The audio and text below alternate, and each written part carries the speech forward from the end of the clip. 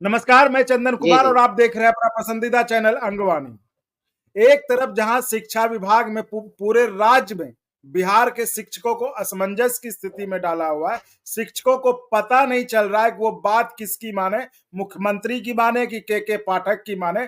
मुख्यमंत्री कहते कुछ है विधानसभा में, पाठक आदेश निकालते कुछ है। ऐसे हालात में शिक्षकों की तो छोड़िए, शिक्षक तो परेशान है ही। शिक्षकों की हालत देख वकील साहब का भी कलेजा पसीज गया और वकील साहब सीधे कोर्ट का रुख कर गए और मुजफ्फरपुर में उन्होंने शिक्षा विभाग के अपर सचिव के पाठक के खिलाफ केस दाखिल किया है। तो हम सीधे मुजफ्फरपुर से वकील साहब विनोद कुमार जी के साथ जुड़ते हैं लाइव और उनसे जानने की कोशिश करते हैं आखिर वो तो वकील हैं, वो तो पेशे से वकील हैं, उनको उनकी भावनाएं कहां आहत हो गई जो वो शिक्षकों के लिए जाकर कोर्ट में केस दाखिल किए। स्वागत है विनोद जी अंगवानी पर। Thank you sir. जी। क्या आपको क्या परेशानी हो गई पाठक साहब से? आपने क्यों केस दाखिल किया? सर काफ़ी दिनों से ये न्यूज़ में, अखबारों के माध्यम से हमें देख रहे थे कि काफ़ी शिक्षकों लोगों को और परेशानी बढ़ती जा रही है, ये बढ़ाते जा रहे हैं। और प्रतिदिन जबकि के मुख्यमंत्री श्री नीतीश कुमार जी ने संसद में इन्होंने कहा था, विधान परिषद में, कि 10 से 4 बजे तक स्कूल को संचालित किया जाएगा। उसकी बातों उनके बाद भी श्री के पाठक जी ने उनके आदेशों की अवहेलना करते हुए अभी तक कोई चिट्ठी नहीं निकाला और उन्होंने अपने अनुसार ये कहा है कि 9:15 में सभी शिक्षक, बिहार के जितने भी शिक्षक हैं वो आएँगे और झाड़ू लगाएँगे। जिससे सभी शिक्षकों के साथ अपमानित का कार्य किए हैं और गाली शब्द से प्रयोग किए थे। इसी के लिए अच्छा, हमने ये कहाँ मुकदमा पे दर्ज किया है। जी। ये कहाँ पे इन्होंने अपशब्दों का इस्तेमाल कहाँ किया था? प्रेस कॉन्फ्रेंसिंग के द्वारा इन्होंने पदाधिकारी के द्वारा जब प्रेस कॉन्फ्रेंस कर रहे थे तो एक वीडियो अच्छा, वीडियो निकली थी। कॉन्फ्रेंसिंग के दौरान, वीडियो हाँ, कॉन्फ्रेंसिंग के दौरान। वो वीडियो, हाँ, पूरे ये वीडियो जो वो है पूरे वायरल हुआ है और न्यूज़ पे भी लगातार चल रही है और उसी जी जी वीडियो को हमने देखा था, आहत हुई। जी। क्योंकि हम लोग गुरु से, शिक्षक से पढ़कर यहाँ तक पहुँचे हैं और श्री के पाठक जी शिक्षक से पढ़कर भी उस पद पे पहुँचे हैं और शिक्षक के साथ और शिक्षक को इस तरह से अपमानित करने जो किए हैं, जिस कारण से हमें बहुत आहत हुई है, पूरे शिक्षक को आहत हुई है और शिक्षकों को अपमानित करने का कार्य किए हैं। तो अब ये बताइए, आपने जो कोर्ट में जो परिवार जो केस दाखिल किया है वो सुनवाई के लिए एडमिट हो गई है? जी, एडमिट हो गई है। 4 मार्च को 24 तारीख को डेट मुकर्रर की गई है। माननीय मुख्य न्यायिक दंडाधिकारी सीएम साहब के यहाँ हमने दायर किया है और उन्हें गंभीरता से लेते हुए 4 मार्च 2024 को सुनवाई की तिथि मुकर्रर की गई। तो हम इनको इस मामले को क्रमशः समझते हैं। ठीक है, 4 तारीख को सुनवाई होनी है, 4 मार्च को। अब थोड़ा ये समझा दीजिए हमें, आपने क्या क्या मतलब उस पर आरोप लगाए, क्या आधार बनाए हैं, और अगर इसमें कुछ होता है तो कोर्ट का क्या आदेश हो सकता है आगे, ये आप अगर हमें समझा दें तो।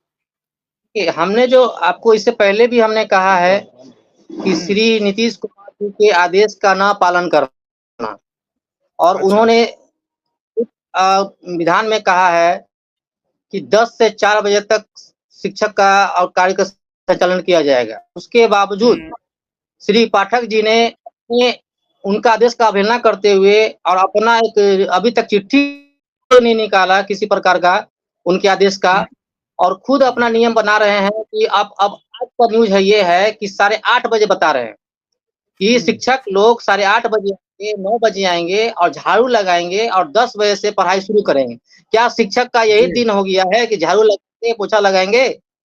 इसी को लेकर हमने मुकदमा दर्ज किया है। अब और क्या होगा 4 कोर्ट में? तारीख को सुनवाई होगी। सीएम साहब केस को जाँच करेंगे और संज्ञान लेंगे। तो इसमें क्या हो सकता है? 2-3 संभावनाएं होंगी ना इस इस मामले की सुनवाई संभावना होते ये हुए है, सुनवाई होगी, संज्ञान लेंगे, जांच होगी और उसमें उनको 500 और 504 का सेक्शन हमने लगाया है, उसमें उनको सजा भी हो सकती है, उनको आना भी पड़ेगा, उनको आना होगा, उनको अपना पक्ष रखना पड़ेगा। ये जब कोर्ट समन करेगा या कोर्ट बुलाएगा उन्हें तब ना? तो हाँ, तो आना पड़ेगा और ये इनको आना सजा भी है, इसमें 1 साल की 2 साल की सजा भी है। ये जो आपने धारा जिस सेक्शन का जिक्र किया वो क्या है, उसके बारे में थोड़ा बता दें। जो 2 धाराओं का आप जिक्र कर रहे हैं, इस धारा के तहत इन्हें इसमें सजा हो सकती। गाली शब्द का जो प्रयोग किए हैं, उसी अच्छा। वही सेक्शन इसमें गाली शब्द का प्रयोग किए हैं। तो इसको लेकर इसी इनको का 1 साल, अगर सुनवाई होती है और ये सही पाया जाता है तो इनको 1 से 2 साल की सजा हो सकती है। सजा हो सकती है। और ये जिस तरह से अभी कोर्टों में जो मामले लंबित हैं, तो उससे नहीं लगता कि आपको ये सुनवाई हो सकता है बहुत अनंत काल के लिए लंबित हो जाए? आपको क्या लगता है, क्या उम्मीद है, कितनी जल्दी सुनवाई होगी? बहुत सारे नहीं, होने की ज़रूर होगी। मुझे न्यायमूर्ति पे पूरा विश्वास है और जी। काफ़ी सारी पेंडिंग है आप जो कह रहे हैं सही बात है, लेकिन जिस तरह का इन्होंने कार्य किया है, हम विनती करेंगे न्यायमूर्ति से कि जितनी जल्द से जल्द इनकी सुनवाई जल्द से जल्द किया जाए, ताकि इनको भी लगे कि इन्होंने गलत किया है, शिक्षक के मान-सम्मान को ठेस पहुँचाया है और उन्हीं के हित के लिए हम ये सब लड़ाई लड़ रहे हैं। ठीक है। हमको और कुछ आपसी है? और कुछ है आपके पास, मतलब इस बारे में और कुछ कहना है कि ये हो गया इतना? नहीं, इतना काफ़ी है। इतना काफी है ना? एक बार मैं इसको थोड़ा हमको सा फिर से। बोलिए। हाँ, तो आपका हो गया ना सब? जी, जी, जी, जी। हाँ, ठीक है। तो रुकिएगा, आप बैठे रहिएगा। तो ये थी हमारी खास बातचीत मुजफ्फरपुर से, जो विनोद कुमार वकील साहब हैं, जिन्होंने की केस फाइल किया है के पाठक के खिलाफ मुजफ्फरपुर के न्यायालय में। कोर्ट ने याचिका को एडमिट करते हुए सुनवाई का दिन 4 मार्च मुकर्रर किया है। तो अब सारी उम्मीदें और नजरें उस 4 तारीख पर हैं कि सुनवाई में कोर्ट का रुख क्या रहता है, कोर्ट क्या कदम उठाता है। तो बहुत बहुत धन्यवाद विनोद जी हमसे जुड़ने के लिए और जानकारी देने के लिए कि आखिर आपने कोर्ट का रुख क्यों किया। बहुत बहुत धन्यवाद।